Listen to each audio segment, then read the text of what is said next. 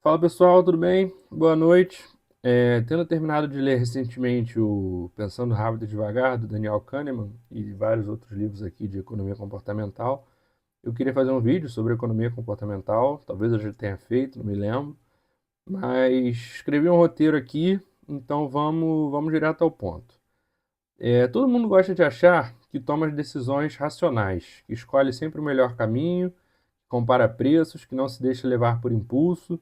Só que quando a gente olha para o dia a dia, percebe que isso não funciona tão bem assim. A economia comportamental nasce exatamente desse ponto: entender por que tomamos decisões que parecem lógicas na hora, mas olhando depois não fazem sentido nenhum, ou algum sentido. A base toda começou lá com Daniel Kahneman e Amos Tversky. O nome desse cara, desse russo, é meio complicado. Acho que ele é russo. Dois pesquisadores que mostraram que o ser humano tem padrões de erro. Não são erros aleatórios, são atalhos mentais que a gente cria para tentar economizar energia. Eles chamam isso de heurísticas. Por exemplo, quando você vai ao supermercado com fome, tudo parece mais urgente, mais necessário. Isso não é racional. É só o seu cérebro tentando simplificar a escolha. O curioso é que esses atalhos funcionam rápido, mas podem levar a decisões ruins. A economia comportamental estuda justamente esses atalhos para explicar por que muitas vezes a gente se complica. Um ponto importante é perceber que a gente não calcula risco do jeito que imagina. De acordo com a teoria da perspectiva, criada pelos mesmos autores, perder dói mais do que ganhar satisfaz. Isso altera completamente a forma como reagimos a riscos. Imagina alguém falando: você tem 90% de chance de ganhar R$ 1.000.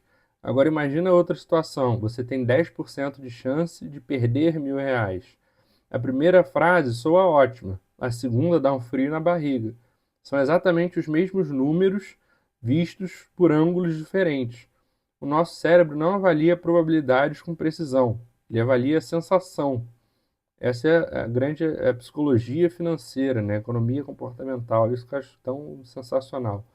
Outro fenômeno clássico é o viés do status quo. A gente prefere ficar como está, mesmo quando a alternativa é melhor. Isso explica por que tanta gente mantém planos ruins, contratos desvantajosos ou hábitos que atrapalham. Mudar exige energia e o cérebro prefere o conforto. É aquele velho ditado: todo mundo prefere o bêbado conhecido ao alcoólatra anônimo. Tem tudo a ver com isso. Tem também o efeito ancoragem, quando um único número influencia tudo depois dele. Se eu digo, esse tênis custava R$ 800, mas está por 350, a chance de você achar barato é enorme. Agora, se eu digo, esse tênis custa R$ 350, sem falar do preço anterior, a percepção muda. É o mesmo valor, mas a âncora muda tudo. E era o que as lojas brasileiras tentavam fazer na Black Friday, botar um preço falso anterior e manter o valor normal como se fosse a promoção. A economia comportamental serve para explicar por que muita gente não consegue poupar, mesmo sabendo que deveria. O problema não é só disciplina, é que o nosso cérebro valoriza mais o agora do que o futuro.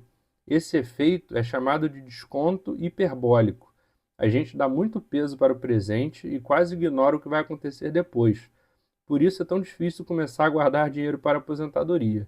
Não é falta de lógica, é programação biológica.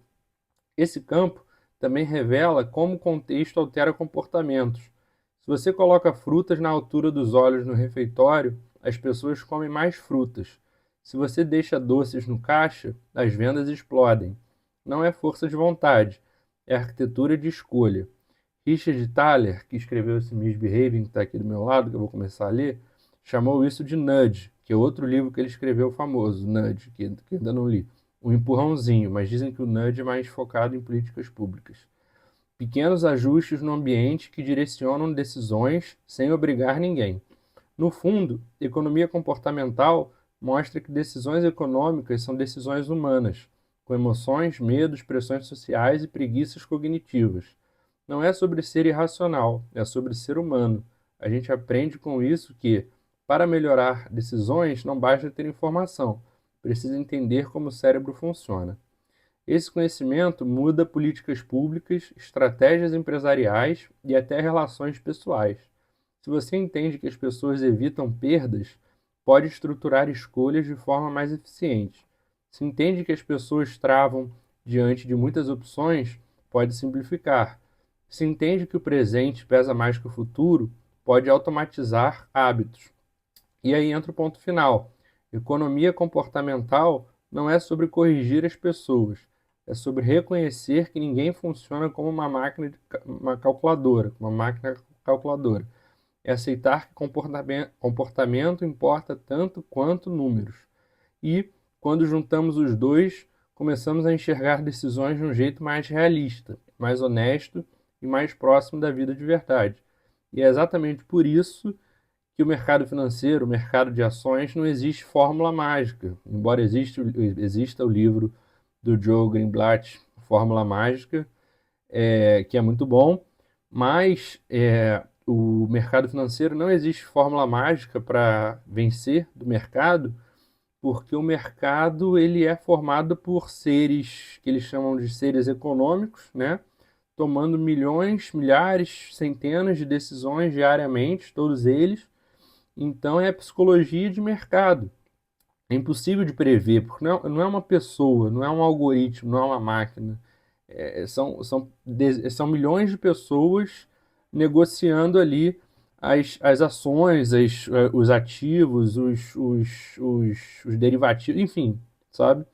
Por isso que a meu ver, é virtualmente impossível ter-se uma fórmula para o mercado, porque ele é feito da psicologia das massas. Não existe fórmula ainda para a psicologia. E é isso, pessoal. Espero que vocês tenham gostado. Até a próxima. Um abraço, obrigado.